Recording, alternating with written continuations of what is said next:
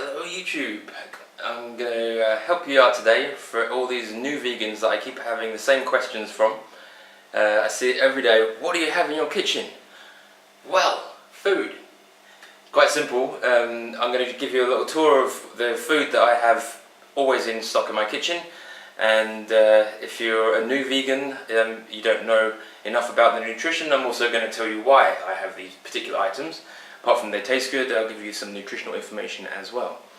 So, don't worry about, oh, you can't get protein on a vegan diet, because that's absolute rubbish, because I have protein. So, let me take you on a little tour. So, let's start with supplements. Do I take them? Yes, I do. Vitamin B12 is the most important supplement for vegans because literally virtually everyone is somewhat vitamin B12 deficient, whether you eat meat or not. They give these kind of pills to the animals in the farms because the animals are also B12 deficient. So just buy it and take it and don't be arsey about it. I also take zinc. Why? Because I'm a man and I train a lot in the gym, and zinc is very important for production of testosterone. I also take vitamin D. Unless you live in a country with lots and lots of sunlight and you're out in the sun all day, vitamin D is quite likely to be deficient. Make sure you get a vegan version of it, but they're quite easy to find in your local health food shop. I just take a general multivitamin occasionally when I feel like it, but I don't fuss too much about that. Vitamin C, just because vitamin C is really important. So that's the supplements that I take. Now, what have we got here? Walnuts. Walnuts are really important for omega-3 and omega-6 fats, also high in protein. I do have sugar. Don't usually use sugar, but I have it just in case I feel like having some. Cornstarch for making sauces. Coconut flakes for making nice flavoured things. Some dried fruit. One of the most important thing, ground flax seeds. These are absolutely brilliant if you want to make cakes or muffins or pretty much anything that you would normally use egg for, you can use ground flax seeds for. I also have vegan protein powder. This is My Protein Vegan Blend. That's a pretty good ingredient to add a bit more protein if you're training a lot in the gym like I do. Nutritional yeast. Everyone has a lot of questions about nutritional yeast. Why? What is it for? It adds kind of a nutty taste to things. It's quite delicious, and if you look at the nutritional information, it's basically a vitamin and mineral powerhouse. It's got so many vitamins and minerals in it that basically a spoonful of this every day, you don't need to take vitamins, more or less. It also has B12 in it as well. If you don't want to take pills, you can just eat nutritional yeast, but make sure you're eating enough of it. More nuts, almonds and mixed nuts. Also whole grain flour for making pancakes and cakes, which you'll see recipes for at some point. Flavourings, natural flavourings, so orange oil, almond oil, peppermint oil, various different flavours to help make your food taste yummy. And this is dried soya. So like, these are little steaks, and you also get granules of it. If I'm going to make, say, a bolognese or something like that, or chili, I'll use the granule version. If I want to make some kind of a meat substitute dinner, I'll use these. You just have to rehydrate it with some kind of a stock, which will give you nice flavours. Maybe you want to make it curry flavour, or maybe Chinese flavours. Different things, they basically absorb whatever you put in them in. Up here, baked beans. I love baked beans on toast, baked beans on whatever. Tinned tomatoes. I'm partially Italian, so I cook a lot of bologneses and pizzas and various other Italian dishes. Sweet corn I also use loads of. Also, lots of people say, what herbs do you use? Well, my favourite herbs are curry powder, herbs and spices, curry powder, garlic powder, chili powder, onion powder, turmeric, cinnamon, black pepper, oregano, basil, and I like this Chinese 5 spice. I don't know, can't remember what's in it. And also hiding behind here, mixed spice, particularly good for cakes and things like that. I also have massive bottle of soy sauce, a vegan version of Worcester sauce, so it's got no anchovies in it, and a bit of balsamic vinegar and malt vinegar. Making salads is good with balsamic vinegar, or if you want a big plate of chips, a bit of malt vinegar. And I don't use oil in much of my cooking except for this oil spray, olive oil spray. If I'm going to make pancakes, I'll use this just to stop it sticking. But generally I don't put oil in anything because I don't think that you should actually eat oil. If you want to get healthy fats, actually eat the whole thing that the fats are in. So if you want coconut oil, eat coconuts. If you want flaxseed oil, eat flax seeds. But make sure they're ground up so you can digest them. I love curry, so I always have curry sauces. This is one of the most important things for vegans. This is Himalayan pink salt. Why do you eat Himalayan pink salt? Because of iodine. Iodine is one of the most important ingredients for making thyroid hormones. If you don't have iodine, your thyroid gland doesn't work properly, and therefore your metabolism doesn't work, and you can get obese, you can get tired, you can get all kinds of medical conditions. Lots of people are iodine deficient. I also have pasta and rice.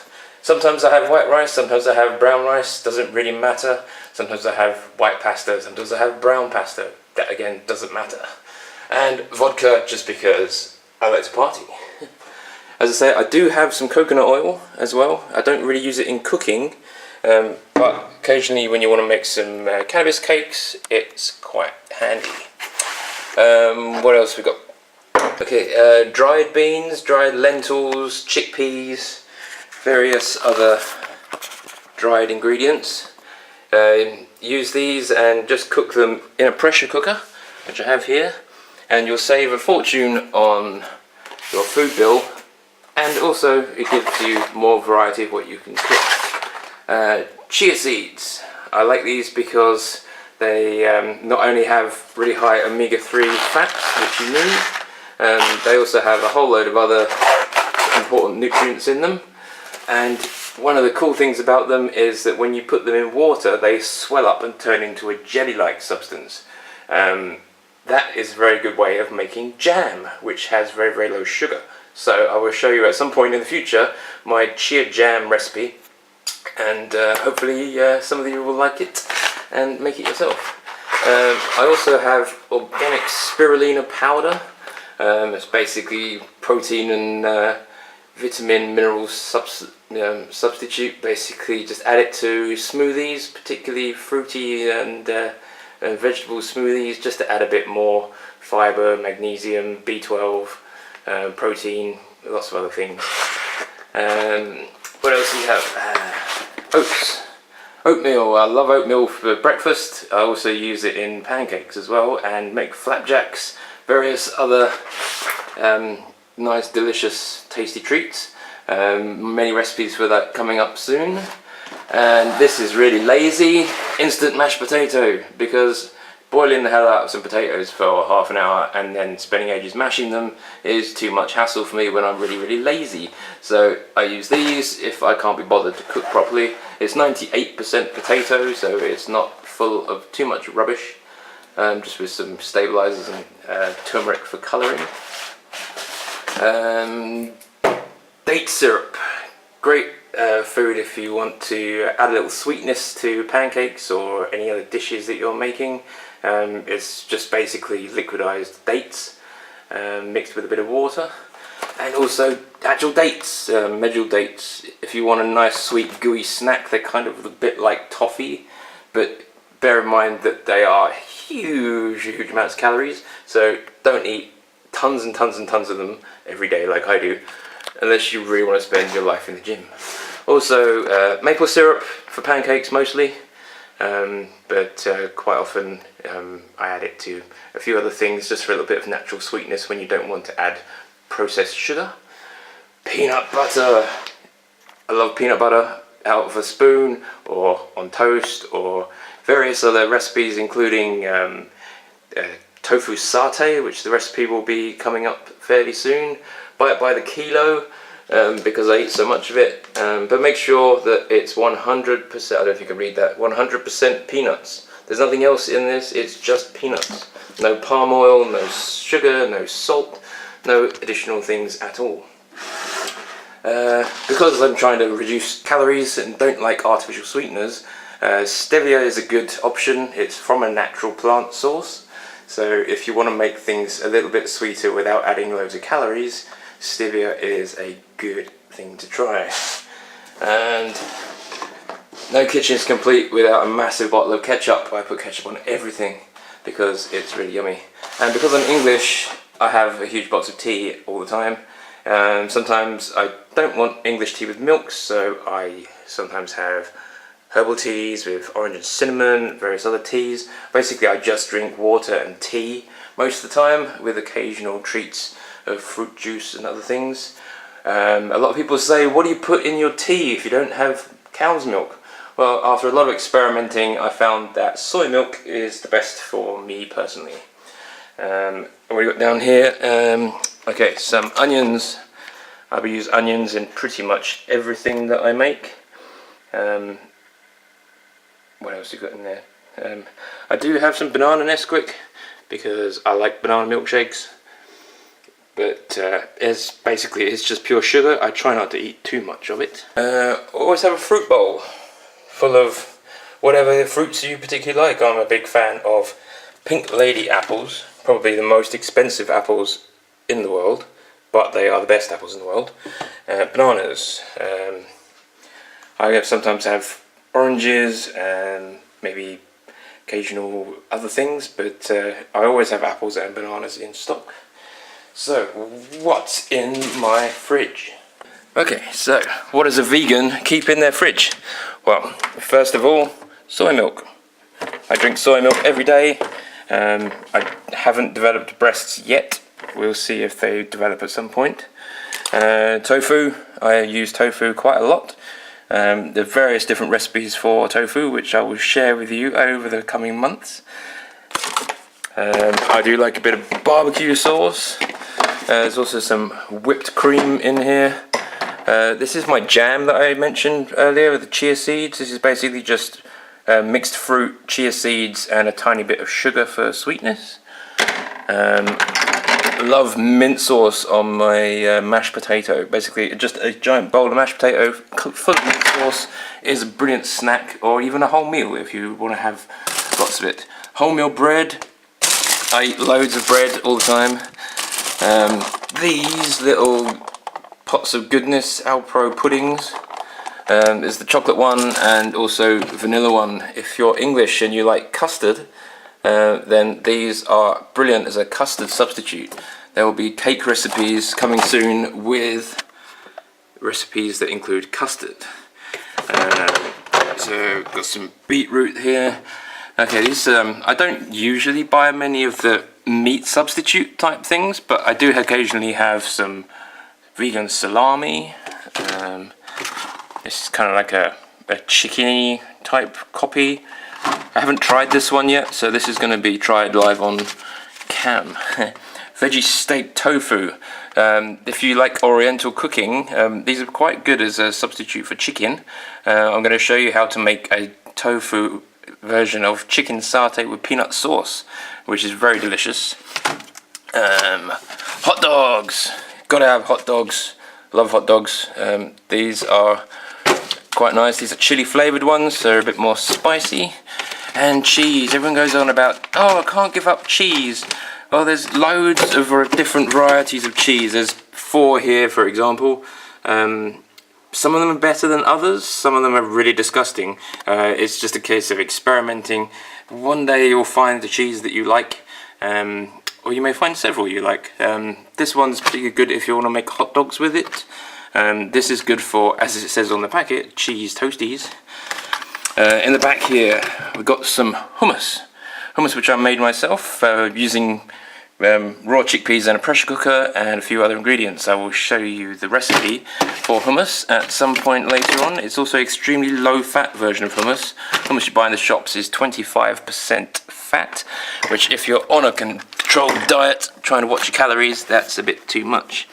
I also have grapes, bag of spinach. I like spinach in sandwiches or in salads or tofu scrambles, which I'll show you the recipe for. More coconut cream because I'm going to make more ice cream and various other things. And some veggies, courgette or zucchini, whatever you want to call it. Cucumber and peppers.